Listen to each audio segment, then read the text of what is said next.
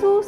Cette semaine, nous restons dans l'activité de l'EVEA et irons à la découverte d'une des pépinières dont les plantations Abattouri à plus de 30 km de Bitam. Pour l'instant, je vous propose de découvrir le sommaire. Dans la rubrique découverte, nous irons à Abattouri découvrir les pépinières, mais aussi les champs d'EVEA et les métiers connexes. Notre rubrique métier nous emmènera au cœur d'une activité masculine exercée par une femme de caractère, vous verrez.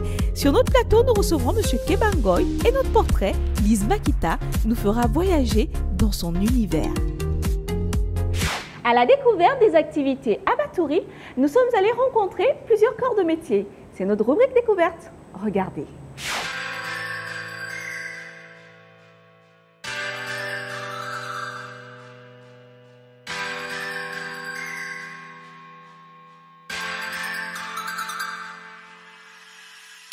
Après la semaine dernière, où nous avons vu l'aspect global dans les plantations de l'EVEA, nous nous sommes intéressés à l'environnement de ce dernier dans les plantations d'Olam. Là, nous sommes en train de préparer les plants qui, dans 3 à 4 mois, 5 mois, seront greffés. Une fois greffés, les réussis seront directement transportés en champ, clone par clone. Il y a celles qui sont en train de faire le sondage des plants réussis, ceux qui ne sont pas réussis. Il y a ceux qui sont en train de mettre, de pendre le fertiliseur, c'est-à-dire l'histoire de donner un peu de tonus au plant. Parce que là, il n'est plus à l'état sauvage. On est en train de lui former jusqu'à en plantation. Ces EVEA seront exploités, mais vous savez que la durée c'est 6 ans pour exploiter un EVEA. Contrairement à nos confrères, nos congénères du palmier, qui, eux, sensiblement à 3 ans, commencent à récolter. Mais l'EVEA, c'est 6. Pourquoi passer tant? Il faut attendre qu'il soit mature, qu'il y ait une circonférence conséquente, c'est-à-dire de 50 cm à 1,30 m du sol. Et c'est prévu à partir de 2018. 2018, vous aurez le caoutchouc de l'âme Rubel Bitam.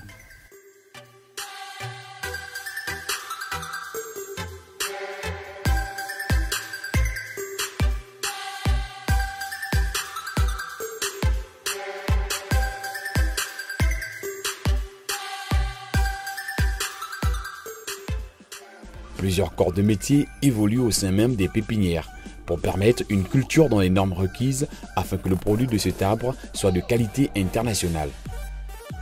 Je gère les équipes de la pépinière, donc les travaux d'hiver. Parfois nous sommes au greffage, mais quand il n'y a pas le greffage, on fait les divers, c'est-à-dire le désherbage, l'engrais, l'épandage et les petits travaux. Avant de commencer le greffage, on attend que le plant soit demi-aouté, donc semi-aouté, que ça commence à voir le blanc jusqu'à ce niveau.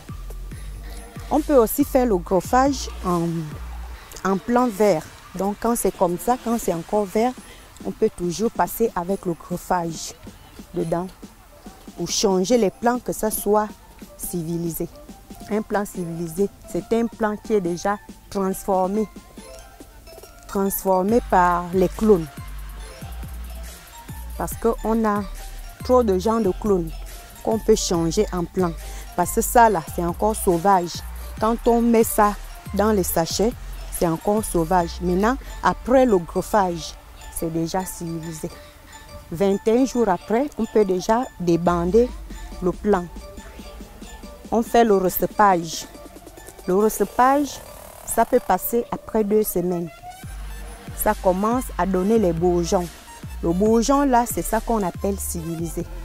On peut déjà amener ça en champ pour faire la plantation. Après la pépinière, les plantes sont transportées dans des champs plus vastes qui leur permettront de poursuivre leur évolution jusqu'à maturité. Bon, au départ, d'abord, cette table-là, quand ça a été planté, Depuis 2013, on avait pris cette table en pépinière et c'est venu en plantation. Et on a commencé à faire l'engrais de fond. L'engrais de fond, on a planté avec les modalités qu'il faut jusqu'à ce que ça atteigne cette table. Donc au départ, on a fait des activités d'entretien telles que le délainage, le désherbage, c'est-à-dire le rabattage, l'herbicide, les bourgeonnages. En fait, il y a plein d'activités qu'on suit de façon normale pour que cette table arrive à cette taille. La culture de l'EVA, la différence est que la culture de l'EVA, on exploite le latex, ce qui est différent des autres cultures qui ont la sève. Mais ici, nous on exploite ça la sève et ça aussi le latex, mais on exploite uniquement le latex. Et c'est le latex là qui sera bénéfique à la société. Il y a des distances et cette distance-là, parce que pour avoir l'espace aérien, il faudrait qu'on respecte des distances. Par exemple, ici, nous avons une distance de 2,6 mètres.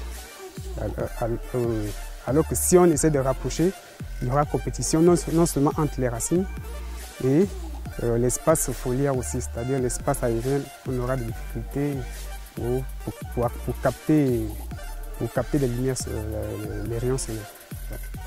La culture de l'EVA, c'est aussi une gestion de déchets et comme toute entreprise responsable, Olam met un accent particulier dans la gestion de ces derniers afin de préserver l'environnement dans lequel ils évoluent. Nous avons une équipe de protection de l'environnement, nous avons des normes à respecter lorsqu'on fait la préparation du terrain. Par exemple, pour préserver les petits cours d'eau, on se limite à 60 mètres des rivières, c'est-à-dire qu'on laisse la végétation comme vous pouvez voir. Quand vous voyez comme ça, c'est-à-dire qu'il y a un cours d'eau derrière. À l'approche des grandes rivières, nous laissons 100 mètres. Donc c'est des normes qui sont un peu régies par les grandes administrations au niveau de l'environnement. Bon, au niveau des déchets industriels, nous avons une procédure de gestion des déchets industriels. Comme déchets industriels spéciaux, nous avons les huiles de vidange et nous avons des repreneurs agréés. Maintenant, nous avons un espace de stockage où on fait le tri des déchets tels que les batteries, les filtres, les batteries de torches, parce que nous utilisons les torches, les GPS. Donc nous avons tout un programme de recyclage. Une chose est sûre, c'est que nous récupérons tout ce qui est déchets industriels et nous les stockons, nous gérons de telle sorte à respecter vraiment les procédures et les règlements en vigueur.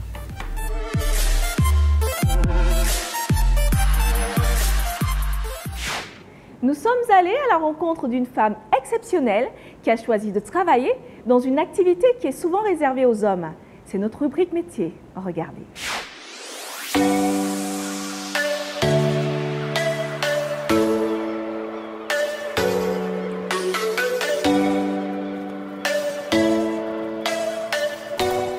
Bonjour monsieur, bienvenue à l'atelier soudure Olam Rubber Gabon. Oui, mon métier, la soudure, en tout cas, il est un métier qui me tient à cœur parce que au jour d'aujourd'hui, je m'en sors par rapport à mon métier. Avant la soudure, je me débrouillais, je faisais un peu pas mal de la coiffure ou un peu du commerce. Je suis à Olam depuis 4 ans. Oui, dès que je suis arrivée à Olam, c'était tout juste pour la soudure. En tout cas, c'est un métier qui m'a plu, de savoir que entre les deux, faire comment ça c'est raccord. Et je me suis intéressée, en tout cas. J'ai eu la notion, c'est arrivé comme ça, c'est comme ça que je suis tombée à la soudure. La coiffure, à la soudure, bon, je voulais faire quelque chose de mieux. Quelque chose de mieux. De voir qu'il n'y a que les hommes qui le font, mais pourquoi pas les femmes? Le métier de la soudure pour une femme, il n'est pas difficile quand on a de la volonté. Quand il y a la volonté, on y arrive. C'est la volonté qui compte dans tout travail. Oui, je suis la seule femme de l'atelier garage, branche soudure. Une journée ici, dans notre atelier garage, nous commençons le travail à 7h30. Et on fait une pause à midi. Et midi 30, on est en juste pour 30 minutes. Midi 30, on commence le boulot. Et 15h, pile, 30 minutes pour arranger. Et voilà, on prend les autres. Sinon, on ne peut pas laisser le corps passer sur le travail. Déjà que je travaille, pourquoi pas. Voilà. Puisque je travaille, sinon les gens en fait vont dire mais pourquoi le type travaille, les bricoles quand même, elle a la soudure, pourquoi est-ce qu'elle est vilaine et tout. Donc on fait un effort. C'est ça. Le métier de la soudure, c'est un métier qui va loin, en fait. Ça va loin parce que moi, j'ai trouvé mieux la soudure parce que c'est quelque chose qui peut m'amener des papiers ailleurs. Ici, j'ai mon cagoule à souder. Là, j'ai ma meule. Et ici, on appelle ça le disque à meule. Et devant moi, ici, j'ai mon coupe chalumeau. C'est avec l'acétylène et l'oxygène. On utilise. Ça, c'est pour les coupes des grandes tôles. Voilà. Ça, c'est soudure à lac. Et ici, c'est le gaz. Acétylène, oxygène. Donc, c'est pour faire les coupes des grands morceaux des tôles. Voilà. L'OMAX, oui, il est très important. Ça protège la vie. C'est envers ça que je peux voir comment je passe ma soudure entre les deux fers. Il faut te protéger parce que on travaille avec le feu parce que de la chaleur qui va donner ici. Par exemple, si tu es en train de couper un fer qui est trop fort, c'est profond, alors là, tu vois que ça va enjaillir de boules de feu et tout ça. Donc, il faut se protéger, forcément. Le tablier, tout ça, c'est en guise de protection parce que, par exemple, j'étais en train de souder, vous voyez que ça enjaillissait un peu de débris de soudure. Mais il faudrait que tout ça, ça tombe au tablier pour me faire protéger mon ventre. J'ai dit aux jeunes filles mères du Gabon, pourquoi pas dans le monde, de faire comme moi, d'avoir de la volonté à affronter ces métiers en tout cas. Peu importe le métier, hein, mais je les encourage.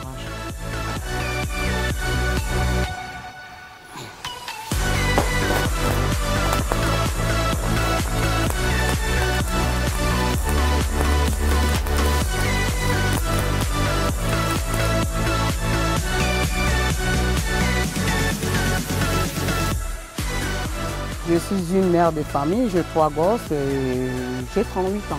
Ça m'arrive le moment que j'explique à mes enfants parce que on ne sait pas là où va la vie. Ce que j'ai expliqué de façon prochaine, c'est que je suis en train de faire. Sur notre plateau, nous recevons M. Kebangoy Held Stéphane, ingénieur agronome au LAM Group.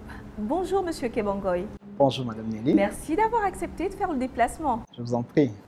Alors, pour commencer, pourriez-vous nous donner les grandes étapes de la pépinière à la récolte? Par quoi passe-t-on? Alors, de la pépinière à la récolte, il y a plusieurs étapes. La première étape consiste d'abord à la création d'un jardin à bois de greffe. Le jardin à bois de greffe est la réserve d'un matériel génétique performant dont nous connaissons à l'origine les critères et les performances de chaque plant.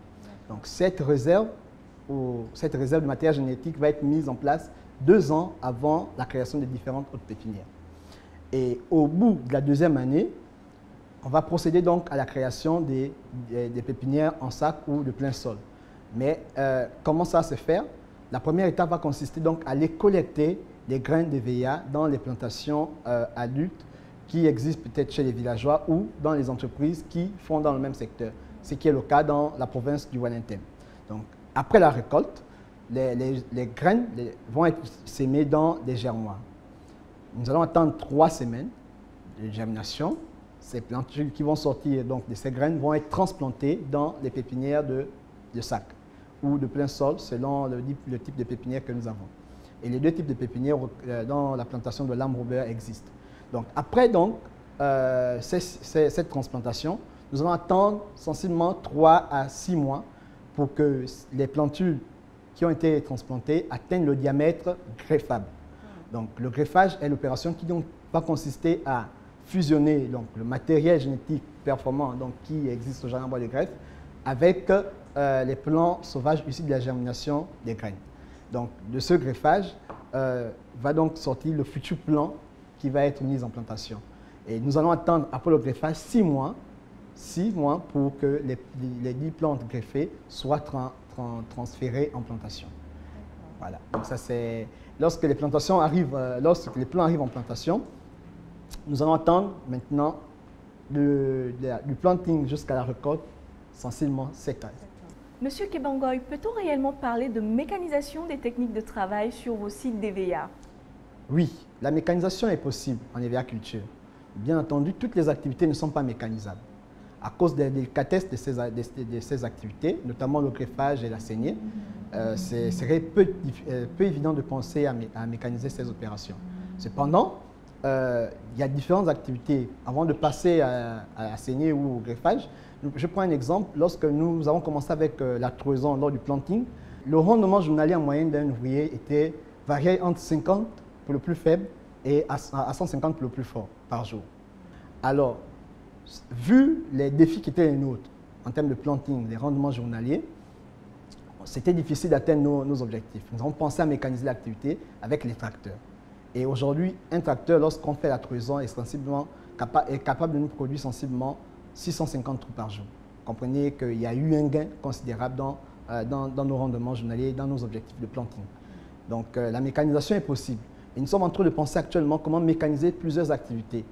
C'est d'où la mise en place d'un système d'endainage un peu plus spacieux pour pouvoir entrer dans les plantations avec les tracteurs pour les opérations telles que l'herbicide ou dans le futur avec la collecte de latex.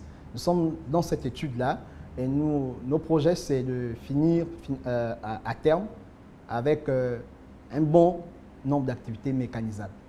Et vous comprenez que toutes les activités ne pourront pas être mécanisables, on aura toujours besoin de la main-d'œuvre ouvrière. D'accord. Brièvement, quels sont les profils qu'on retrouve en fait dans cette activité-là? Et avez-vous encore des besoins au niveau de la main-d'œuvre dans ces sites? Alors, souvent lorsqu'on parle d'un projet agricole, on a tendance à penser qu'il n'y a que les ingénieurs agronomes ou les ouvriers agricoles qu'on peut recevoir au niveau des plantations de lame. Okay, oui. Mais on oublie que derrière cela, il y a plusieurs personnes qui contribuent à la bonne santé, par exemple, du personnel, oui, qui est sur le terrain. Et donc, il y a d'autres métiers, des métiers comme les secteurs de la santé, le corps médical. Le corps médical qui donne donc la santé à ceux qui sont là-bas. Nous avons un parking automobile. Donc, il faut bien qu'il y ait des mécaniciens qui prennent soin de ce parking automobile. Donc, vous voyez que ce n'est pas un métier qui est finalement lui-même agronome, mais c'est un métier qui est prêt à accueillir plusieurs secteurs, les électromécaniciens. Et aujourd'hui, nous sommes en train de penser à introduire déjà des usines. Ce qui veut dire que dans le futur, nous aurons besoin des personnes pour entretenir cette usine. Nous aurons besoin des chimistes, des biologistes, nous aurons besoin de tout genre de profil. Il n'y a aucun profil.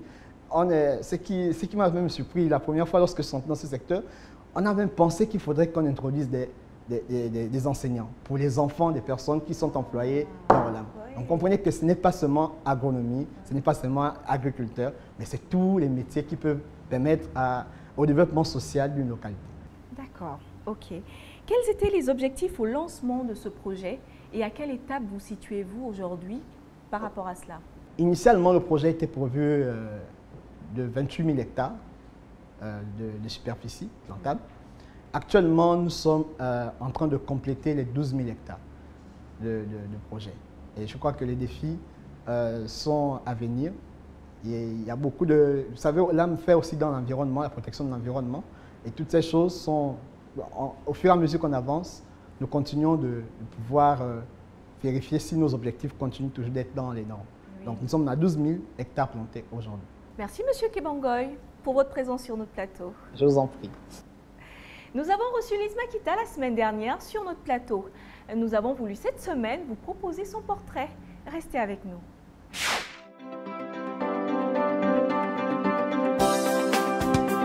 Chaque jour, Lise Makita prend ses fonctions à 6 h du matin.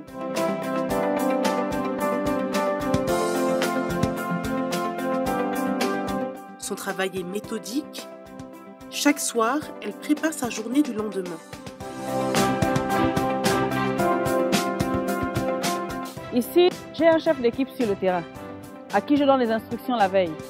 Donc normalement, tout devrait se passer comme prévu. Monsieur Chandry, tu es ressuscité ce matin. Tu étais où hier? Tu sais que 3 jours successifs, c'est le licenciement, non? Elle ne se rend pas sur le terrain tous les jours, mais Lise rentabilise chacun de ses déplacements. Tu vois, il y a des endroits où il y a des bourgeonnages à faire. Donc tu enlèves légèrement. Non, tu libères le. C'est ici qu'on collecte tout le matériel végétal pour effectuer l'opération de greffage.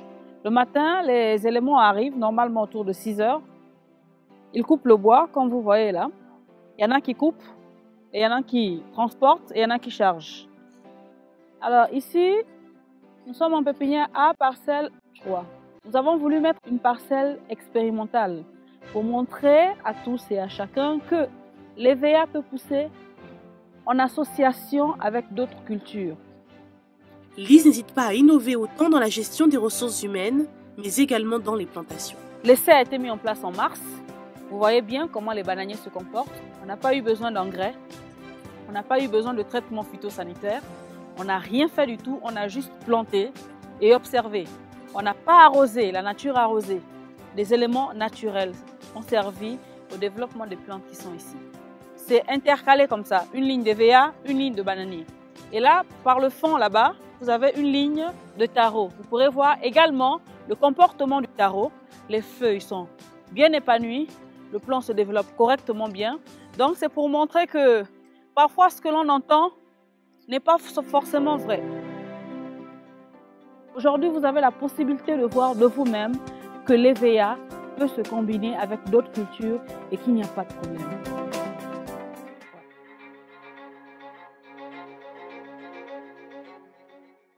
Son recrutement, elle s'en souvient comme si c'était hier.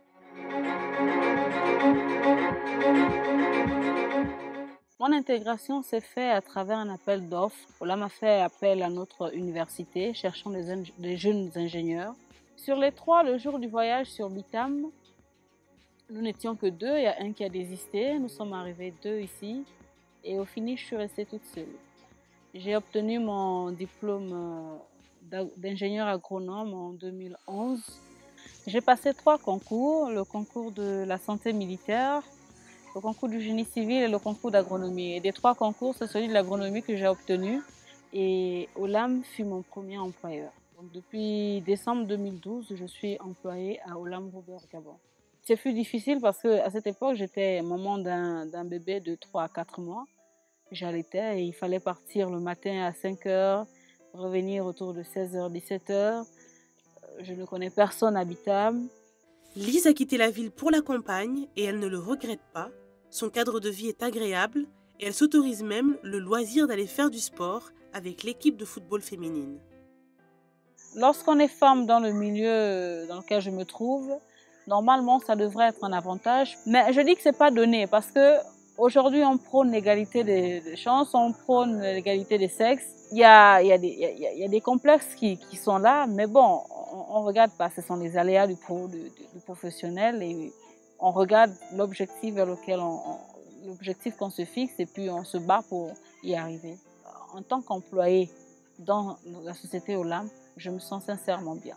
L'agriculture, c'est l'une des activités qui permet d'être son propre employeur. C'est-à-dire qu'avec rien, on peut devenir quelqu'un.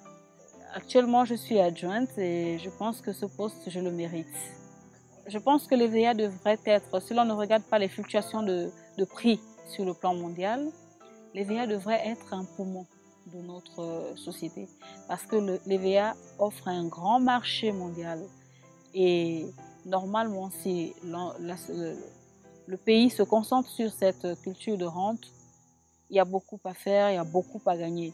C'est une opportunité énorme d'emploi et je pense que, considérant que c'est une opportunité énorme d'emploi, la société devrait accorder un peu plus de regard sur l'activité. S'il faut faire une comparaison entre ma situation avant Olam et après Olam, je dirais que je suis mieux après Olam. Parce qu'avec Olam, j'ai gagné l'expérience professionnelle. Je me suis fait un nom dans l'entreprise et je suis autonome sur le plan financier.